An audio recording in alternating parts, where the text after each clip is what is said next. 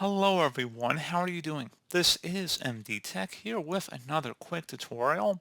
In today's tutorial, I'm going to show you guys how to resolve if you're unable to print a file and it opens the Save As window instead on your Windows computer. So this should hopefully be a pretty straightforward process here, guys, and without further ado, let's go ahead and jump straight into it. So all you have to do is open up the search menu and type in troubleshoot. Best result should come back with troubleshoot settings. Go ahead and open that up. Select other troubleshooters on the right side here. And then you want to go and underneath most frequent, you want to select printer and then select the run button that corresponds to it. And then give it a moment here to run.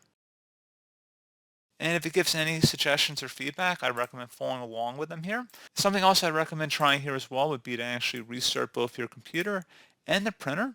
I find that that can often be a helpful solution in resolving that issue, or at least a lot of problems, honestly, with the printer, just by restarting your device. So that seems to clear some of the problems you may be having and clears the printer queue. And if there's any other issues such as that, so that's something else I recommend trying. And then you can also go ahead and close out of here. And you want to open up the search menu, type in control panel. Best result should come back with control panel. Go ahead and open that up. Set your view by to category view. And you want to select underneath hardware and sound, view devices and printers. Go ahead and select the printer you want to set as your default printer here, guys. You might be selecting the PDF one by default, like save as PDF for Microsoft Print to PDF.